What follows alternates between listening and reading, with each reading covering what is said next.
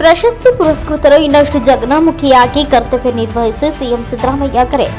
ಎಲ್ಲ ಆರೋಗ್ಯಕರ ಟೀಕೆಗಳನ್ನು ಸ್ವಾಗತಿಸುತ್ತೇನೆ, ತಿದ್ದುಕೊಳ್ಳುತ್ತೇನೆ. ರಾಜಕೀಯ ಕಾರಣಕ್ಕೆ ಸುಳ್ಳೆ ಟೀಕಿಸಿದರೆ ಡೋಂಟ್ ಕೇರ್. ಸಿಎಂ ಖಡಕ್ ಮಾತು. ಊಹಾ ಪತ್ರಿಕೋದ್ಯಮ ವ್ಯಾಪಕವಾಗುತ್ತಿರುವುದು ಅಪಾಯಕಾರಿ. ಸಿಎಂ ಸತ್ಯ ಬರೆಯೋಕೆ ಟ್ರೈ ಮಾಡಿ ನೋಡೋಣ. ಮಾಧ್ಯಮದವರಿಗೆ ಸಿಎಂ ಕರೆ. ಜಿಲ್ಲಾ ಆರೋಗ್ಯಕರ ಟೀಕೆಗಳನ್ನು ಸ್ವಾಗತಿಸುತ್ತೇನೆ, ತಿದ್ದುಕೊಳ್ಳುತ್ತೇನೆ. ಆದರೆ ರಾಜಕೀಯ ಕಾರಣಕ್ಕೆ ಸುಳ್ಳು ಟೀಕಿಸಿದರೆ ಐ ಡೋಂಟ್ ಕೇರ್ ಎಂದು ಮುಖ್ಯಮಂತ್ರಿ ಸಿದ್ದರಾಮಯ್ಯ ಖಡಕ್ ಆಗಿ ನುಡಿದರು. ಪ್ರೆಸ್ ಕ್ಲಬ್ ಆಫ್ ಬೆಂಗಳೂರು ಕೊಡಮಾಡುವ 2024ನೇ ಸಾಲಿನ ವರ್ಷದ ವ್ಯಕ್ತಿ ವಿಶೇಷ ಪ್ರಶಸ್ತಿ, ಸುವರ್ಣ ಮಹೋತ್ಸವ ಪ್ರಶಸ್ತಿ ಹಾಗೂ ವಾರ್ಷಿಕ ಪ್ರಶಸ್ತಿಗಳನ್ನು ಪ್ರದಾನ ಮಾಡಿ ಮಾತನಾಡಿದರು. ನಮ್ಮ ಗ್ಯಾರಂಟಿ ಯೋಜನೆಗಳನ್ನ ಟೀಕಿಸುತ್ತಿದ್ದ ಬಿಜೆಪಿಯವರೇ ನಮ್ಮ ಗ್ಯಾರಂಟಿಗಳನ್ನ ಕಾಪಿ ಮಾಡುತ್ತಿದ್ದಾರೆ. ನಮ್ಮ ಗ್ಯಾರಂಟಿಗಳನ್ನ ಬೇರೆ ಹೆಸರಲ್ಲಿ ಅವರು ಘೋಷಿಸಿದ್ದಾರೆ. ಆದರೂ ಮಹಾರಾಷ್ಟ್ರ ಚುನಾವಣೆ ವೇಳೆ ಕರ್ನಾಟಕದಲ್ಲಿ ಗ್ಯಾರಂಟಿಗಳು ಜಾರಿಯೇ ಆಗಿಲ್ಲ ಎಂದು ಸುಳ್ಳು ಜಾಹೀರಾತು ನೀಡಿದರು ಎಂದು ಸಿಎಂ ವ್ಯಂಗ್ಯವಾಡಿದರು. ಇವತ್ತು ಊಹಾ ಪತ್ರಿಕೋದ್ಯಮ ವ್ಯಾಪಕವಾಗುತ್ತಿದೆ, ಅದು ಅಪಾಯಕಾರಿ. ನಾನು ಇವತ್ತಿನವರೆಗೂ ಯಾವ ಮಾಧ್ಯಮದವರೆಗೂ ಯಾಕೆ ಹೀಗೆ ಬರೆದ್ರಿ ಅಂತ ಕೇಳಿಲ್ಲ. ಆದರೆ ನೀವು ಜನರ ಧ್ವನಿಯಾಗಿ ಕೆಲಸ ಮಾಡಬೇಕು. ಸಾಧ್ಯವಾದರೆ ಸತ್ಯ ಬರೆಯೋಕೆ ಟ್ರೈ ಮಾಡಿ ನೋಡೋಣ ಎಂದರು. ಮನಸ್ಸಾಕ್ಷಿಗೆ ತಕ್ಕಂತೆ ಮಾಧ್ಯಮಗಳು ವರದಿ ಮಾಡಿದರೆ ಸಮಾಜಕ್ಕೆ ಅದಕ್ಕಿಂತ ದೊಡ್ಡ ಸೇವೆ ಇಲ್ಲ. ಸುದ್ದಿಗಳನ್ನ ವೈಭವೀಕರಿಸುವುದು, ಮೂಢನಂಬಿಕೆಗಳನ್ನ ಬೆಂಬಲಿಸೋಕೆ ಹೋಗಬೇಡಿ. ನನ್ನ ಕಾರ ಮೇಲೆ ಕಾಗೆ ಕುಳಿತಿದ್ದಕ್ಕೆ ಜ್ಯೋತಿಷರುಗಳನ್ನ ಚಾನೆಲ್ಗಳಿಗೆ ಕರೆಸಿ ಏನೆಲ್ಲ ಹೇಳಿಸಿದ್ರಿ. ನಾನು 5 ವರ್ಷ ಮುಖ್ಯಮಂತ್ರಿಯಾಗಿ ಪೂರ್ಣಗೊಳಿಸಲಿಲ್ಲ ಎಂದು ತೋರಿಸಿದ್ರಿ. ಆದರೆ ನಾನು 5 ವರ್ಷ ಪೂರೈಸಿ 2ನೇ ಬಾರಿ ಸಿಎಂ ಆದೆ. ಈಗ ಹೇಳಿ, ಕಾಗೆ ಸುದ್ದಿಯಿಂದ ಮಾಧ್ಯಮಗಳ ವಿಶ್ವಾಸಾರ್ಹತೆ ಕಡಿಮೆ ಆಯಿತೋ ಇಲ್ಲವೋ ಎಂದು ಪ್ರಶ್ನಿಸಿದ್ರು. ನಾವು ಜನಪರ ಕೆಲಸ ಮಾಡಿದ್ದಾಗ, ಕೊಟ್ಟ ಮಾತು ಈಡೇರಿಸಿದ್ದಾಗ ಅದನ್ನ ಬರೆದು ಜನರ ಕಣ್ಣು ತೆರೆಸುವ ಹಕ್ಕು, ಜವಾಬ್ದಾರಿ ಮಾಧ್ಯಮದವರ ಮೇಲಿದೆ. ಅದನ್ನ ನಿಭಾಯಿಸಿ ಎಂದು ಕರೆ ನೀಡಿದ್ರು. ನಾವು ಊಟಕ್ಕೆ ಸೇರಿ ಏನೋ ಮಾತಾಡಿರ್ತೀವಿ, ಆದ್ರೆ ಮಾಧ್ಯಮಗಳೇ ಡೈಲಾಗ್ ಬರೆದು ಬಿಡ್ತಾರೆ. ನಮಗೆ ಗೊತ್ತೇ ಇರದ ವಿಷಯವನ್ನ ಅವರೇ ಡೈಲಾಗ್ ಬರೆದು ತೋರಿಸಿದ್ದಾರೆ ಎಂದು ಟೀಕಿಸಿದ್ರು. ಬುದ್ಧ, ಬಸವ, ಅಂಬೇಡ್ಕರ್ ಹೇಳಿದ ನಮ್ಮ ಸಮಾಜದ ಆಶಯ ಈಡೇರಿಸುವ ದಿಕ್ಕಿನಲ್ಲಿ ವೃತ್ತಿ ಪರತೆ ನಿರ್ವಹಿಸಿದರೆ ಅದು ಸಮಾಜಕ್ಕೆ ಉಪಯೋಗವಾಗುತ್ತದೆ ಎಂದು ಎಲ್ಲ ಪ್ರಶಸ್ತಿ ಪುರಸ್ಕೃತರಿಗೆ ಶುಭ ಹಾರೈಸಿದರು.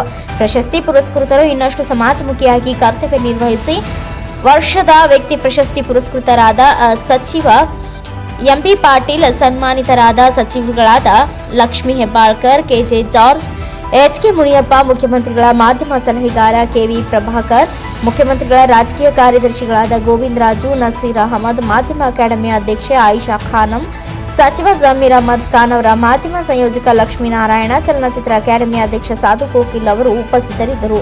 Vedamurthy, NKS TV4 news, Bengaluru. MB Patil ಕೂಡ ಇದ್ರು ನನ್ನ ಜೊತೆನಲ್ಲಿ. ಕೊಟ್ಟಿದೀವಾ ಇಲ್ವಾ? ಅದಕ್ಕೆ ನಾನು ಏನು ಹೇಳ್ತೀನಿ ಅಂತಂದ್ರೆ, ಟೀಕೆ ನಂದೇನು ತಕರಾರಿಲ್ಲ, ಟೀಕೆ ಮಾಡೋಕ್ಕೆ ಎಲ್ರಿಗೂ ಹಕ್ಕಿದೆ, ಮಾಡಲಿ. ಆದರೆ ವಸ್ತುನಿಷ್ಠವಾಗಿರಬೇಕು ಟೀಕೆ. ನಿಮ್ಮ ವರದಿನೂ ಕೂಡ ವಸ್ತುನಿಷ್ಠವಾಗಿರ್ಬೇಕು. ವಸ್ತುನಿಷ್ಠವಾಗಿ ಇಲ್ಲದೇನೆ ಈ ಇತ್ತೀಚಿನ ದಿನಗಳಲ್ಲಿ ಈ ಊಹಾ ಮಾಧ್ಯಮ ಪ್ರಾರಂಭ ಆಗ್ಬಿಡುತ್ತೆ. ಒಂದು ಘಟನೆ ನಡೆದಿರ್ತದೆ, ಆ ಘಟನೆ ಸತ್ಯದಿಂದ ಕೂಡಿರ್ತಕ್ಕಂಥ ವರದಿಯನ್ನು ಮಾಡಬೇಕು. ಓಕೆ, ಆ ಘಟನೆ ನಡೆದಿದ್ರೆ ಏನು ನಡೆದಿದೆ, ಏನು ಮಾಡಬೇಕು, ಏನು ಮಾಡಬಾರ್ದಾಗಿತ್ತು, ಅದಕ್ಕೆ ಏನು ಪರಿಹಾರ ಅಂತಕ್ಕಂಥದ್ದನ್ನ ಹೇಳಿದ್ರೆ ಬಹಳ ಸಂತೋಷ. ಆದರೆ ಊಹೆ ಮಾಡ್ಕೊಂಡು ಬರೀಬಾರ್ದು. ಇದು ಅಪಾಯಕಾರಿ ಬೆಳವಣಿಗೆ. ವೆರಿಫೈ ಮಾಡಬೇಕು, ಅದು ಸತ್ಯನಾ ಇಲ್ವಾ, ಅಥವಾ ಸತ್ಯಕ್ಕೆ ಹತ್ತಿರವಾಗಿದೆಯಾ. ನಾನು ಯಾವತ್ತೂ ಕೂಡ ಇವತ್ತಿನವ್ರಿಗೆ, ನಾನು ಮುಖ್ಯಮಂತ್ರಿಯಾಗಿ ಇವತ್ತಿನವ್ರಿಗೆ ಒಂದು ದಿನ ನಮ್ಮ ಸರ್ಕಾರದ ಮೇಲೆ ಯಾಕೆ ಹಿಂಗೆ ಬರೆದ್ರಿ ಅಥವಾ ನನ್ನ ಮೇಲೆ ಯಾಕೆ ಹಿಂಗೆ ಬರೆದ್ರಿ ಅಂತ ಯಾವ ಪತ್ರಿಕೆಯವ್ರಿಗೂ ಕೂಡ, ಯಾವ TV ಚಾನೆಲ್ನವ್ರಿಗೂ ಕೂಡ ಕೇಳಿಲ್ಲ, ಕೇಳೋದು ಇಲ್ಲ. ಆದರೆ ನಿಮ್ಮಿಂದ ಏನಪ್ಪ ನಿರೀಕ್ಷೆ ಮಾಡ್ತೀನಿ ಅಂತಂದ್ರೆ, ಸತ್ಯ ಬರೀತಕ್ಕಂಥ ಪ್ರಾಮಾಣಿಕ ಪ್ರಯತ್ನ ಮಾಡಿ, ನಂಬರ್ 1. ನಂಬರ್ 2, ಸತ್ಯಕ್ಕೆ ಹತ್ರ ಇರ್ತಕ್ಕಂಥ ಅಥವಾ ಗಾಳಿ ಸುದ್ದಿಗಳ ಮೇಲೆ ಬರೀಬಾರದು, ಊಹೆಗಳ ಮೇಲೆ ಬರೀಬಾರದು ಅಂತಕ್ಕಂಥದ್ದನ್ನು ನಾನು ನಿಮ್ಮಲ್ಲಿ ಮನವಿ ಮಾಡಲಿಕ್ಕೆ ಬಯಸ್ತಾ ಇದ್ದೇನೆ. ನಾನು ಮಾಧ್ಯಮದವರು ಇರಲೇಬೇಕು. ಯಾಕಂತಂದರೆ ಇವತ್ತು ಸಂವಿಧಾನ ಯಶಸ್ವಿ ಆಗಬೇಕಾದ್ರೆ, ಪ್ರಜಾಪ್ರಭುತ್ವದ ಆಶಯಗಳು ಯಶಸ್ವಿ ಆಗಬೇಕಾದ್ರೆ, ಮೌಲ್ಯಗಳು ಯಶಸ್ವಿ ಆಗಬೇಕಾದ್ರೆ ಪತ್ರಿಕಾ ಮಾಧ್ಯಮದವರು ಇರಲೇಬೇಕು. ಅವರು ಇದ್ದಾಗ ಮಾತ್ರ ಇವೆಲ್ಲ ಯಶಸ್ವಿ ಆಗಲಿಕ್ಕೆ ಸಾಧ್ಯ ಆಗ್ತದೆ. ನಾವು ತಪ್ಪು ಮಾಡಿದ್ರೆ ತಪ್ಪು ಮಾಡಿದ್ದೀರಿ ಅಂತ ಬರೀರಿ, ಯು ನೋ ಅಬ್ಜೆಕ್ಷನ್. ಬಿಕಾಸ್ ನಿಮಗೆ ಈ ಪತ್ರಿಕಾ ಸ್ವಾತಂತ್ರ್ಯ ಇದೆ, ಸಂವಿಧಾನದಲ್ಲೇ ಅವಕಾಶವನ್ನು ಮಾಡಿಕೊಟ್ಟಿದೆ. ಇದು ಪತ್ರಿಕೋದ್ಯಮ ಇದೆಯಲ್ಲ, ಇದು ಒಂದು ಪವಿತ್ರವಾದಂಥ ವೃತ್ತಿ. ನೀವು ಜನರನ್ನು ಜಾಗೃತಿಗೊಳಿಸ್ತಕ್ಕಂಥವ್ರು, ಸರ್ಕಾರವನ್ನು ಜಾಗೃತಿಗೊಳಿಸ್ತಕ್ಕಂಥವ್ರು, ಜನರ ಧ್ವನಿಯಾಗಿ ಕೆಲಸ ಮಾಡ್ತಕ್ಕಂಥವ್ರು, ಜನರ ಧ್ವನಿಯಾಗಿ. ಇವತ್ತು ಸಮಾಜದಲ್ಲಿ ಅಸಮಾನತೆ ಇದೆ. ಯಾಕೆ ಅಸಮಾನತೆ ಉಂಟಾಗಿದೆ? ಕಾರಣ ಏನು? ಇದನ್ನು ಬದಲಾವಣೆ ಮಾಡಲಿಕ್ಕೆ ಪ್ರಯತ್ನ ಮಾಡ್ತಾ ಇರೋರು ಯಾರು? ಇದನ್ನ ವ್ಯವಸ್ಥೆಯ ಪರವಾಗಿರ್ತಕ್ಕಂಥವ್ರು ಯಾರು? ಇದನ್ನ ಜನರ ಮುಂದೆ ಪ್ರಾಮಾಣಿಕವಾಗಿರ್ತಕ್ಕಂಥ ಕೆಲಸವನ್ನು ಮಾಡಬೇಕು. ಎಲ್ಲಕ್ಕಿಂತ ಬಹಳ ಮುಖ್ಯವಾಗಿ ಮನಸ್ಸಾಕ್ಷಿ ಅಂತಕ್ಕಂಥದ್ದು ಒಂದು ಇದೆಯಲ್ಲ, ಆ ಮನಸ್ಸಾಕ್ಷಿಗೆ ತಕ್ಕಂತೆ ನಮ್ಮ ವರದಿಗಳು ಬಂದರೆ, ಮಾಧ್ಯಮದವರು ವರದಿ ಮಾಡಿದ್ರೆ ಅದಕ್ಕಿಂತ ಸಮಾಜಕ್ಕೆ ಉತ್ತಮವಾದಂಥ ಸೇವೆ ಬೇರೊಂದಿಲ್ಲ ಅಂತಕ್ಕಂಥ ಮಾತುಗಳನ್ನು ಹೇಳಲಿಕ್ಕೆ ಬಯಸ್ತಾ ಇದ್ದೀನಿ. ಅದಕ್ಕಿಂತ ಇನ್ನೊಂದಿಲ್ಲ. ಈಗ ಸುದ್ದಿಗಳನ್ನು ವೈಭವೀಕರಿಸೋದು, ಆಮೇಲೆ ಮೂಢನಂಬಿಕೆಗಳನ್ನು ಅದನ್ನು ಬೆಂಬಲಿಸೋದು. ಈಗ ನನಗೆ ಒಂದು ಸಾರಿ ಕಾರ್ನಲ್ಲಿ ಯಾವುದೋ ಒಂದು TV ಚಾನಲಲ್ಲಿ ನೋಡಿದೆ. ನಾನು ಗೊತ್ತಿಲ್ಲ ನನಗೆ ಯಾವ TV ಚಾನಲ್ ಯಾವುದೋ ಮರೆತುಬಿಟ್ಟಿದ್ದೀನಿ. ಕಾಗೆ ನಮ್ಮ ಕಾರ್ನ ಕನ್ನಡಿ ಮೇಲೆ ಕೂತ್ಬಿಟ್ಟಿತ್ತು. ಅದು ಯಾವುದು ಕೂತಿತ್ತೋ ಏನು ಕಥೆನ ಪಾಪ ಅದ್ರ ಕಥೆ ಗೊತ್ತಿಲ್ಲ ನನಗೆ. ಕೂತ್ಬಿಟ್ಟಿತ್ತು. ಇಬ್ಬರು ಜ್ಯೋತಿಷಿಗಳು ನಮ್ಮ ಟಿವಿನಲ್ಲಿ ಏನಂತ ಚರ್ಚೆ ನಡೀತಾ ಇದೆ ಅಂತಂದರೆ, ನಾನು ಹಿಂದೆ ಮುಖ್ಯಮಂತ್ರಿ ಆಗಿರುವಾಗ, ಈಗಲಲ್ಲ ಹಿಂದೆ ಮುಖ್ಯಮಂತ್ರಿ ಆಗಿರುವಾಗ ಏನಂತ ಚರ್ಚೆ ನಡೀತು ಅಂತಂದರೆ, ಸಿದ್ದರಾಮಯ್ಯನವರು ಬಹುಶಃ 2016 ಇರಬೇಕು ಅಂತ ಅನಿಸುತ್ತೆ. 2016 ಬಜೆಟ್ಟು ಮಂಡಿಸಕ್ಕಿಂತ ಮುಂಚಿತವಾಗಿ ರಾಜೀನಾಮೆ ಕೊಟ್ಬಿಡ್ತಾರೆ ಅಂತ ಒಬ್ಬರು ಜ್ಯೋತಿಷಿಗಳು. ಇನ್ನೊಬ್ಬರು ಜ್ಯೋತಿಷಿಗಳು ಬಜೆಟ್ ಮಂಡಿಸ್ತಾರೆ, ಬಜೆಟ್ ಮಂಡಿಸಾದ್ಮೇಲೆ ರಾಜೀನಾಮೆ ಕೊಟ್ಬಿಡ್ತಾರೆ ಅಂತ. ಎರಡೂ ಸುಳ್ಳಾಗ್ಬಿಟ್ಟವಲ್ಲ. ನಾನು 18ರವರೆಗೂ ಚೀಫ್ ಮಿನಿಸ್ಟರ್ ಆಗೇ ಇದ್ದೆ. 16ರಲ್ಲಿ ಹೇಳಿದ್ದು ಇನ್ನು ಬಜೆಟ್ ಮಂಡಿಸೋಕ್ಕಿಂತ ಮುಂಚಿತವಾಗಿ. 16ರಲ್ಲಿ ಇಂಥ ಮೂಢನಂಬಿಕೆಗಳನ್ನು, ಕಂದಾಚಾರಗಳನ್ನು ಬೆಂಬಲಿಸೋದು, ಅದನ್ನು ಏನು ಪ್ರಚಾರ ಮಾಡೋದು, ವೈಭವೀಕರಿಸೋದು, ಅದಕ್ಕೊಂದು ಅವಕಾಶ ಮಾಡಿಕೊಡೋದು ಪ್ರಚಾರ ಮಾಡಲಿಕ್ಕೆ. ಈ ಥರದವರಿಂದ ಸಮಾಜದಲ್ಲಿ ಬದಲಾವಣೆ ಆಗುತ್ತಾ? ಹೇಳಿ ನೀವೇ, ಸಮಾಜದಲ್ಲಿ ಬದಲಾವಣೆ ಆಗುತ್ತಾ? ಅಥವಾ ಇದರಿಂದ ಯಾರಿಗಾರು ಉಪಯೋಗ ಆಗುತ್ತಾ? ಅಥವಾ ನಿಮ್ಮ ವಿಶ್ವಾಸಾರ್ಹತೆ ಹೆಚ್ಚಾಗುತ್ತಾ? ಇವತ್ತು ಕೂಡ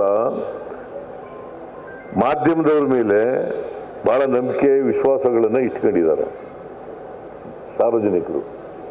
ಅದಕ್ಕೆ ತಕ್ಕಂತೆ ನಡ್ಕೋಬೇಕಲ್ವಾ? ಆ ವಿಶ್ವಾಸ ಉಳಿಸ್ಕೊಳ್ತಕ್ಕಂಥ ಕೆಲಸ ಮಾಡಬೇಕಲ್ಲ. ಇವತ್ತು ಶಾಸಕಾಂಗ, ಕಾರ್ಯಾಂಗ ಮತ್ತು ನ್ಯಾಯಾಂಗ ಇವುಗಳಿಂದ ನಮಗೆ ನ್ಯಾಯ ಸಿಗ್ತದೆ, ಅಥವಾ ನಮ್ಮ ಹಕ್ಕುಗಳ ರಕ್ಷಣೆ ಆಗ್ತದೆ ಅಂತಕ್ಕಂಥ ನಿಮ್ಮೊಂದು ಕಡೆ ನೋಡ್ತಾ ಇರ್ತಾರೆ ಜನ, ನಿಮ್ಮ ಕಡೆ ನೋಡ್ತಾ ಇರ್ತಾರೆ. ಕಾರ್ಯಾಂಗ ಏನು ಕೆಲಸ ಮಾಡ್ತಾ ಇದೆ, ಶಾಸಕಾಂಗ ಏನು ಕೆಲಸ ಮಾಡ್ತಾ ಇದೆ, ನ್ಯಾಯಾಂಗ ಏನು ಕೆಲಸ ಮಾಡ್ತಾ ಇದೆ, ಇದನ್ನು ನೋಡ್ತಾ ಇರ್ತಾರೆ. ನೀವು ಅವ್ರಿಗೆ ನ್ಯಾಯ ಒದಗಿಸ್ಕೊಡ್ತಕ್ಕಂಥ ಕೆಲಸ ಮಾಡಬೇಕಲ್ಲ, ಸಮಾಜದಲ್ಲಿ ಬದಲಾವಣೆ ತರ್ತಕ್ಕಂಥದಕ್ಕೆ ಸಹಾಯ ಮಾಡ್ತಕ್ಕಂಥ ಕೆಲಸ ಮಾಡಬೇಕಲ್ಲ. ನಾವು ಆ ದಿಕ್ಕಿನಲ್ಲಿ ನಡೀದೇ ಹೋದರೆ ಅಥವಾ ಕೊಟ್ಟ ಮಾತಿನಂತೆ ನಡ್ಕೊಳ್ಳದೆ ಹೋದರೆ ಟೀಕೆ ಮಾಡಲಿಕ್ಕೆ ನಿಮಗೆ ಅಧಿಕಾರ ಇದೆ. ನಿಮಗೆ ಸಂವಿಧಾನದಲ್ಲಿ ಹಕ್ಕುಗಳು ಕೊಟ್ಟಿದ್ದಾರೆ, ನಿಮಗೆ ಸ್ವಾತಂತ್ರ್ಯದ ಹಕ್ಕಿದೆ, ಅದನ್ನು ಮಾಡಲಿಕ್ಕೆ ನಮ್ಮದೇನು ತಕರಾರಿಲ್ಲ. ಆದರೆ ನಾವು ಮಾಡಿದೀವೋ ಇಲ್ವೋ, ಅವರು ಟೀಕೆ ಮಾಡ್ತಕ್ಕಂಥದ್ದಕ್ಕೆ ಅರ್ಹತೆ ಇದೆಯಾ ಇಲ್ವಾ, ಈಗಲೂ ಹೇಳ್ತಲೇ ಇದ್ದಾರೆ. ಸಿದ್ದರಾಮಯ್ಯನವರು ನಮ್ಮಲ್ಲಿ ಯಾವುದೇ ಗೊಂದಲ ಇಲ್ಲ, ನಿಜ ಹೇಳಬೇಕು ಅಂತಂದರೆ ಯಾವುದೇ ಗೊಂದಲ ಇಲ್ಲ. ಮುಖ್ಯಮಂತ್ರಿ ಬದಲಾವಣೆ ಆಗ್ಬಿಡ್ತದೆ ಅಂತ ಬರೆಯೋದು ಇವರೇ.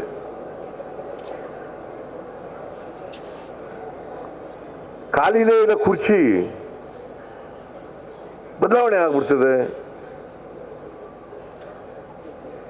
ಆಮೇಲೆ ಎಲ್ಲರೂ ಒಂದು ಕಡೆ ಊಟಕ್ಕೆ ಸೇರಿದ್ರೆ ಆ ಊಟಕ್ಕೆ ಸೇರಿದ್ರೆ ಒಂದು ದೊಡ್ಡ ಸುದ್ದಿ ಊಹೆ ಮೇಲೆ ಬರೆದು ಬಿಡೋದು, ಅಲ್ಲಿ ರಾಜಕೀಯ ಚರ್ಚೆ ಆಗಿರ್ಬೋದು, ಈ ಥರನೇ ಚರ್ಚೆ ಆಗಿರ್ಬೋದು.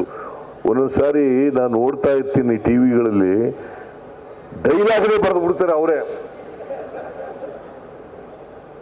ಈ ಥರ ಮಾತಾಡಿರಬಹುದು ಅಂತ ಡೈಲಾಗ್ನೇ ಬರೆದು ಬಿಡ್ತಾರೆ. MB ಪಾಟೀಲ್ ಹಿಂಗೆ ಮಾಡಿದ್ರು, KH ಮುನಿಯಪ್ಪ ಈ ಥರ ಮಾತಾಡಿದ್ರು, KJ ಜಾರ್ಜ್ ಹಿಂಗೆ ಮಾತಾಡಿದ್ರು, ಆಮೇಲೆ ಲಕ್ಷ್ಮೀ ಹೆಬ್ಬಾಳ್ಕರ್ ಹಿಂಗೆ ಮಾತಾಡೋದು ಅಂತ ಬರೆದು ಬಿಡೋದು. ನಾವು ಮಾತಾಡಿರೋದೇ ಬೇರೆ, ನೀವು ಬರೆಯೋದೇ ಬೇರೆ, ಅದು ಜನಗಳಿಗೆ ತಲುಪೋದೇ ಬೇರೆ. ಇದರಿಂದ ಜನಗಳಿಗೆ ಅನುಕೂಲ ಆಗೋದಾದರೆ, ಸಮಾಜಕ್ಕೆ ಒಳ್ಳೇದಾಗೋದಾದರೆ ಬರೀರಿ, ನಂದೇನು ತಕರಾರು. ಸಮಾಜದ ಗಮನವನ್ನು ಇಟ್ಟುಕೊಂಡು ನಿಮ್ಮ ಆತ್ಮಸಾಕ್ಷಿಗೆ ಮನಸ್ಸಾಕ್ಷಿಗೆ ಅನುಗುಣವಾಗಿ ಬರೀರಿ ಅಂತಕ್ಕಂಥ ಮಾತುಗಳನ್ನು ಈ ಸಂದರ್ಭದಲ್ಲಿ ಹೇಳಲಿಕ್ಕೆ ಬಯಸ್ತಾ ಇದ್ದೇನೆ. ಮತ್ತು ಮಾಧ್ಯಮದವರು ಇವತ್ತು ಪ್ರೆಸ್ ಕ್ಲಬ್, ಬೆಂಗಳೂರು ಪ್ರೆಸ್ ಕ್ಲಬ್ನವರು ಎಲ್ರಿಗೂ ಪ್ರಶಸ್ತಿಗಳನ್ನು ಕೊಟ್ಟಿದ್ದೀರಿ, ಭಾಳ ಸಂತೋಷ. ಆಮೇಲೆ ಬೇರೆ ಪತ್ರಕರ್ತರಿಗೆಲ್ಲ ಪ್ರಶಸ್ತಿಗಳನ್ನು ಕೊಟ್ಟಿದ್ದೀರಿ. ಇದು ಈ ಪ್ರಶಸ್ತಿಗಳನ್ನು ಕೊಡೋದ್ರಿಂದ ನಿಮ್ಮ ಜವಾಬ್ದಾರಿ ಹೆಚ್ಚು ಮಾಡ್ತದೆ. ಈಗ ಮಂತ್ರಿಗಳಿಗೆ ಪ್ರಶಸ್ತಿಗಳನ್ನು ಕೊಟ್ಟಿದ್ದೀರಿ, ಅವ್ರ ಜವಾಬ್ದಾರಿ ಹೆಚ್ಚಾಗ್ತದೆ. ಇನ್ನಷ್ಟು ಹೆಚ್ಚು ಕೆಲಸವನ್ನು ಜನಪರವಾಗಿ ಮಾಡಬೇಕು, ಸಮಾಜಮುಖಿಯಾಗಿ ಮಾಡಬೇಕು ಅಂತಕ್ಕಂಥದ್ದು ಅವರ ಜವಾಬ್ದಾರಿ ಹೆಚ್ಚಾಗ್ತದೆ. ಅಷ್ಟೇ ಅಲ್ಲ, ಅವ್ರು ಮಾಡಿದಂಥ ಕೆಲಸ ಶಾಶ್ವತವಾಗಿ ಉಳಿತಕ್ಕಂಥದ್ದು ಆಗಬೇಕು ಸಮಾಜದಲ್ಲಿ. ಮತ್ತು ಬಡವರಿಗೆ, ದಲಿತರಿಗೆ, ಹಿಂದುಳಿದವರಿಗೆ, ಮಹಿಳೆಯರಿಗೆ, ರೈತರಿಗೆ, ಕಾರ್ಮಿಕರಿಗೆ ಇವರು ಕಲ್ಯಾಣ ಆಗ್ತಕ್ಕಂಥ ಕೆಲಸ ಆಗ್ತದೆ. ಅವರೆಲ್ಲರೂ ಕೂಡ ಮುಖ್ಯವಾಹಿನಿಗೆ ಬರಬೇಕಲ್ಲ. ಬಸವಣ್ಣ ಹೇಳಿದ್ದು, ಬುದ್ಧ ಹೇಳಿದ್ದು, ಅಂಬೇಡ್ಕರ್ ಹೇಳಿದ್ದು, ಗಾಂಧೀಜಿ ಹೇಳಿದ್ದು, ನಾರಾಯಣ ಗುರು ಹೇಳಿದ್ದು, ಅವರೆಲ್ಲ ಹೇಳಿದಂಥ ವಿಚಾರಗಳೆಲ್ಲ ಸಮಾಜದಲ್ಲಿ ಎಲ್ಲರೂ ಕೂಡ ಮುಖ್ಯವಾಗಿ ಬರಬೇಕು. ಸಮಾಜ ನಿರ್ಮಾಣ ಆಗಬೇಕು ಅಂತಕ್ಕಂಥದ್ದು ಅಂತಿಮವಾದಂಥ ಗುರಿ. ಸಮಾಜ ನಿರ್ಮಾಣ ಆಗಬೇಕು. ಅದಕ್ಕೋಸ್ಕರ ನಾವು, ನೀವು ಎಲ್ಲರೂ ಕೂಡ, ಸಾರ್ವಜನಿಕರು ಎಲ್ಲರೂ ಕೂಡ ಪ್ರಯತ್ನವನ್ನು ಮಾಡ್ತಕ್ಕಂಥ ಕೆಲಸವನ್ನು ಮಾಡಬೇಕಾಗ್ತದೆ. ಇದು ಮಾಡದೆ ಹೋದರೆ ಸಮಾಜದಲ್ಲಿ, ಅದಕ್ಕೆ ಬಾಬಾ ಸಾಹೇಬ್ ಅಂಬೇಡ್ಕರ್ ಅವರು ಏನು ಹೇಳ್ತಾರೆ ಅಂತಂದರೆ, ನಮ್ಮ ದೇಶಕ್ಕೆ ಸ್ವಾತಂತ್ರ್ಯ ಬಂದದ್ದು ಸಾರ್ಥಕ ಆಗಬೇಕಾದ್ರೆ ಎಲ್ರಿಗೂ ಆರ್ಥಿಕ ಸಾಮಾಜಿಕ ನ್ಯಾಯ ಸಿಕ್ಕಿದಾಗ ಮಾತ್ರ, ಸಮಾನ ಅವಕಾಶಗಳು ಸಿಕ್ಕಿದಾಗ ಮಾತ್ರ ಸಾಧ್ಯ ಆಗಲಿಕ್ಕೆ ಸಾಧ್ಯ ಆಗ್ತದೆ. ಇಲ್ಲದೆ ಹೋದರೆ ಸಮಾಜ ನಿರ್ಮಾಣ ಮಾಡ್ತಕ್ಕಂಥದ್ದು ಭಾಳ ಕಷ್ಟದ ಕೆಲಸ. ಅವರು ಒಂದು ಮಾತು ಹೇಳಿದ್ದಾರೆ, 1950 ಜನವರಿ 26ನೇ ತಾರೀಕು, ಈ 26ಕ್ಕೆ 75 ವರ್ಷ ಸಂವಿಧಾನ ಜಾರಿಯಾಗಿ 26ನೇ ತಾರೀಕಿಗೆ ನಾವು ಸಂವಿಧಾನ ಜಾರಿ ಆಗ್ತದೆ. ನವೆಂಬರ್ 26, 1950ನೇ ಇಸ್ವಿ, ಅಲ್ಲ, ಜನವರಿ 26, 1950ನೇ ಇಸ್ವಿ. ಅವತ್ತು ವೈರುಧ್ಯತೆ ಇರ್ತಕ್ಕಂಥ ಸಮಾಜಕ್ಕೆ ಕಾಲಿಡ್ತಾ ಇದ್ದೀವಿ.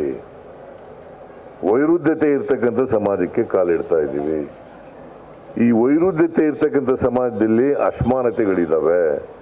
ಆರ್ಥಿಕ ಅಸಮಾನತೆ ಇದೆ, ಸಾಮಾಜಿಕ ಅಸಮಾನತೆ ಇದೆ, ರಾಜಕೀಯ ಅಸಮಾನತೆ ಇದೆ.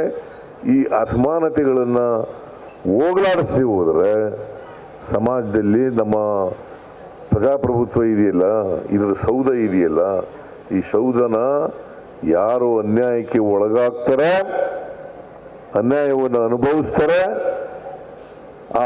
ಅವರೇ ಈ ಸೌಧವನ್ನು ಧ್ವಂಸ ಮಾಡ್ತಾರೆ, ಪ್ರಜಾಪ್ರಭುತ್ವದ ಸೌಧವನ್ನು ಧ್ವಂಸ ಮಾಡ್ತಾರೆ ಅಂತಕ್ಕಂಥ ಮಾತುಗಳನ್ನು ಹೇಳಿದ್ದಾರೆ. ಅದರಿಂದ ನಾವೆಲ್ಲರೂ ಕೂಡ ಮಾಧ್ಯಮದವರು ಇರ್ಬೋದು, ರಾಜಕಾರಣಿಗಳಿರ್ಬೋದು, ಬೇರೆ ಸಾಹಿತಿಗಳಿರ್ಬೋದು, ವಿಚಾರವಂತರಿರ್ಬೋದು, ಚಿಂತಕರಿರ್ಬೋದು, ಅವೆಲ್ಲರೂ ಕೂಡ ಸೇರಿ ಒಟ್ಟಾರೆಯಾಗಿ ಸಮಾಜದ ಬದಲಾವಣೆಗೆ, ಆರ್ಥಿಕ ಸಾಮಾಜಿಕ ಸಮಾನತೆಯನ್ನು ತರಲಿಕ್ಕೆ, ಎಲ್ಲರಿಗೂ ಸ್ವಾತಂತ್ರ್ಯದ ಫಲ ಸಿಗಲಿಕ್ಕೆ ಪ್ರಯತ್ನವನ್ನು ಮಾಡೋಣ ಅಂತಕ್ಕಂಥ ಮಾತುಗಳನ್ನು ಹೇಳಿ ಎಲ್ಲ ಪ್ರೆಸ್ ಕ್ಲಬ್ನವರಿಗೆ ಶ್ರೀಧರ ಮತ್ತು ಅವರ ಎಲ್ಲ ಬೆಳ್ಳಿ ತಟ್ಟೆ, ಶಿವಕುಮಾರ ಬೆಳ್ಳಿ ತಟ್ಟೆ, ಚಿನ್ನದ ತಟ್ಟೆ ಆಗಲಿ ಅಂತೇಳಿ ಆಸ್ತಿ ಎಲ್ಲರಿಗೂ ಕೂಡ ಧನ್ಯವಾದಗಳನ್ನು ಹೇಳಿ, ನಿಮಗೆಲ್ಲ ನಮಸ್ಕಾರಗಳನ್ನು ಹೇಳಿ ನಾನು ಮಾತು ಮುಗಿಸ್ತೇನೆ. ಹೊಸ ವರ್ಷದ ಶುಭಾಶಯಗಳು, ಸಂಕ್ರಾಂತಿಯ ಶುಭಾಶಯಗಳು ನಿಮ್ಮೆಲ್ಲರಿಗೂ.